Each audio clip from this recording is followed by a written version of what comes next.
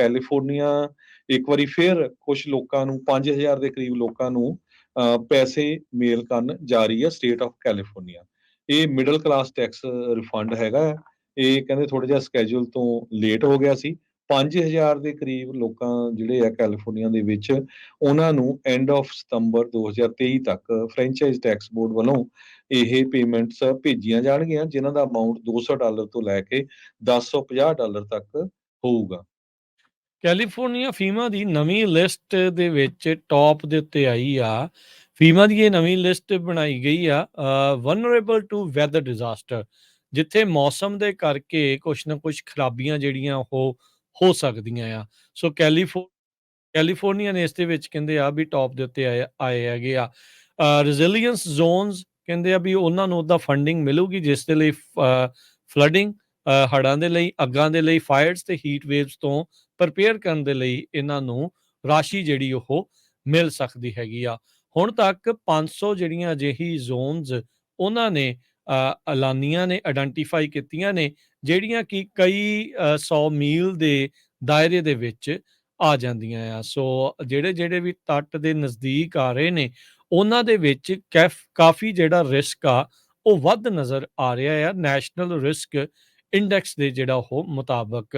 ਚਾਹੇ ਹੇਵਰਡ ਆ, ਓਕਲੈਂਡ ਆ, ਸੈਨੋਜ਼ੇ ਆ, ਪਾਲੋ ਆਲਟੋ ਆ, ਫਰੀਮੌਂਟ ਆ, ਇਹ ਸਾਰੇ ਇਲਾਕੇ ਕੈਲੀਫੋਰਨੀਆ ਦੇ ਇਸ ਟਾਈਮ ਸਭ ਤੋਂ ਜ਼ਿਆਦਾ ਵੈਦਰ ਡਿਜ਼ਾਸਟਰਸ ਦੇ ਲਈ ਵਨਰੇਬਲ ਨਜ਼ਰ ਆ ਰਹੇ ਹੈਗੇ ਆ। ਸੋ ਹੁਣ ਦੇਖੋ ਅੱਗੇ ਕੀ ਬਣਦਾ। ਆਲਰੇਡੀ ਅਮਰੀਕਾ ਦੇ ਵਿੱਚ ਇਸ ਸਾਲ ਦੇ 2023 ਦੇ ਵੱਖ-ਵੱਖ ਵੈਦਰ ਡਿਜ਼ਾਸਟਰਸ ਦੇ ਵਿੱਚ 22 ਤੋਂ 25 ਬਿਲੀਅਨ ਡਾਲਰ ਦਾ ਨੁਕਸਾਨ ਹੋ ਚੁੱਕਾ ਆ। ਅਜੇ 3-4 ਮਹੀਨੇ ਹੋਰ ਬਾਕੀ ਆ ਤੇ ਸਭ ਨੂੰ ਪਤਾ ਆ ਵੀ ਸਿਆਲਾਂ ਦੇ ਵਿੱਚ ਜਿਹੜੇ ਸਨੋ ਸਟਾਰਮਸ ਆ ਉਹ ਵੀ ਇੱਕ ਵਾਰੀ ਧੂਆਂ ਕੱਢ ਦਿੰਦੇ ਹੁੰਦੇ ਆ। ਸੋ ਇਹ ਹੁਣ ਦੇਖੋ ਅੱਗੇ ਕੀ ਬਣਦਾ ਆ। ਪਰ ਫੀਮਾ ਨੇ 500 ਤੋਂ ਵੱਧ ਥਾਵਾਂ ਦੀ ਸ਼ਨਾਖਤ ਕੀਤੀ ਆ ਜਿਹੜੀ ਇਹਨਾਂ ਲਿਸਟ ਦੇ ਵਿੱਚ ਆਈ ਆ।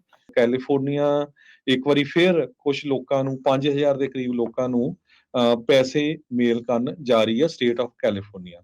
ਇਹ ਮਿਡਲ ਕਲਾਸ ਟੈਕਸ ਰਿਫੰਡ ਹੈਗਾ ਹੈ।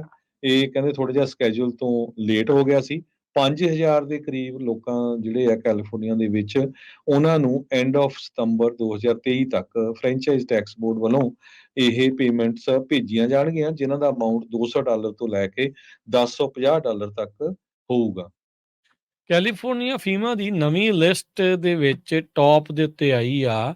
ਫੀਮਾ ਦੀ ਇਹ ਨਵੀਂ ਲਿਸਟ ਬਣਾਈ ਗਈ ਆ ਵਨਰੇਬਲ ਟੂ ਵੈਦਰ ਡਿਜ਼ਾਸਟਰ, ਜਿੱਥੇ ਮੌਸਮ ਦੇ ਕਰਕੇ ਕੁਛ ਨਾ ਕੁਛ ਖਰਾਬੀਆਂ ਜਿਹੜੀਆਂ ਉਹ ਹੋ ਸਕਦੀਆਂ ਆ। ਸੋ ਕੈਲੀਫੋਰਨੀਆ ਨੇ ਇਸ ਦੇ ਵਿੱਚ ਕਹਿੰਦੇ ਆ ਵੀ ਟੌਪ ਦੇ ਉੱਤੇ ਆਏ ਹੈਗੇ ਆ। ਰੈਜ਼ਿਲੀਅੰਸ ਜ਼ੋਨਸ ਕਹਿੰਦੇ ਆ ਵੀ ਉਹਨਾਂ ਨੂੰ ਉਹਦਾ ਫੰਡਿੰਗ ਮਿਲੂਗੀ, ਜਿਸ ਦੇ ਲਈ ਫਲੱਡਿੰਗ, ਹੜ੍ਹਾਂ ਦੇ ਲਈ, ਅੱਗਾਂ ਦੇ ਲਈ, ਫਾਇਰਸ ਤੇ ਹੀਟ ਵੇਵਸ ਤੋਂ ਪ੍ਰਪੇਅਰ ਕਰਨ ਦੇ ਲਈ ਇਹਨਾਂ ਨੂੰ ਰਾਸ਼ੀ ਜਿਹੜੀ ਉਹ ਮਿਲ ਸਕਦੀ ਹੈਗੀ ਆ। ਹੁਣ ਤੱਕ 500 ਜਿਹੜੀਆਂ ਅਜਿਹੀ ਜ਼ੋਨਸ ਉਹਨਾਂ ਨੇ ਐਲਾਨੀਆਂ ਨੇ, ਆਇਡੈਂਟੀਫਾਈ ਕੀਤੀਆਂ ਨੇ, ਜਿਹੜੀਆਂ ਕਿ ਕਈ 100 ਮੀਲ ਦੇ ਦਾਇਰੇ ਦੇ ਵਿੱਚ ਆ ਜਾਂਦੀਆਂ ਆ। ਸੋ ਜਿਹੜੇ ਵੀ ਤੱਟ ਦੇ ਨਜ਼ਦੀਕ ਆ ਰਹੇ ਨੇ, ਉਹਨਾਂ ਦੇ ਵਿੱਚ ਕਾਫੀ ਜਿਹੜਾ ਰਿਸਕ ਆ ਉਹ ਵੱਧ ਨਜ਼ਰ ਆ ਰਿਹਾ ਆ ਨੈਸ਼ਨਲ ਰਿਸਕ ਇੰਡੈਕਸ ਦੇ ਜਿਹੜਾ ਉਹ ਮੁਤਾਬਕ। ਚਾਹੇ ਹੇਵਰਡ ਆ, ਓਕਲੈਂਡ ਆ, ਸੈਨੋਜ਼ੇ ਆ, ਪਾਲੋ ਆਲਟੋ ਆ, ਫਰੀਮੌਂਟ ਆ, ਇਹ ਸਾਰੇ ਇਲਾਕੇ ਕੈਲੀਫੋਰਨੀਆ ਦੇ ਇਸ ਟਾਈਮ ਸਭ ਤੋਂ ਜ਼ਿਆਦਾ ਵੈਦਰ ਡਿਜ਼ਾਸਟਰਸ ਦੇ ਲਈ ਵਨਰੇਬਲ ਨਜ਼ਰ ਆ ਰਹੇ ਹੈਗੇ ਆ। ਸੋ ਹੁਣ ਦੇਖੋ ਅੱਗੇ ਕੀ ਬਣਦਾ। ਆਲਰੇਡੀ ਅਮਰੀਕਾ ਦੇ ਵਿੱਚ ਇਸ ਸਾਲ ਦੇ 2023 ਦੇ ਵੱਖ-ਵੱਖ ਵੈਦਰ ਡਿਜ਼ਾਸਟਰਸ ਦੇ ਵਿੱਚ 22 ਤੋਂ 25 ਬਿਲੀਅਨ ਡਾਲਰ ਦਾ ਨੁਕਸਾਨ ਹੋ ਚੁੱਕਾ ਆ। ਅਜੇ 3-4 ਮਹੀਨੇ ਹੋਰ ਬਾਕੀ ਆ ਤੇ ਸਭ ਨੂੰ ਪਤਾ ਆ ਵੀ ਸਿਆਲਾਂ ਦੇ ਵਿੱਚ ਜਿਹੜੇ ਸਨੋ ਸਟਾਰਮਸ ਆ ਉਹ ਵੀ ਇੱਕ ਵਾਰੀ ਧੂਆਂ ਕੱਢ ਦਿੰਦੇ ਹੁੰਦੇ ਆ। ਸੋ ਇਹ ਹੁਣ ਦੇਖੋ ਅੱਗੇ ਕੀ ਬਣਦਾ ਆ। ਪਰ ਫੀਮਾ ਨੇ 500 ਤੋਂ ਵੱਧ ਥਾਵਾਂ ਦੀ ਸ਼ਨਾਖਤ ਕੀਤੀ ਆ ਜਿਹੜੀ ਇਹਨਾਂ ਲਿਸਟ ਦੇ ਵਿੱਚ ਆਈ ਆ।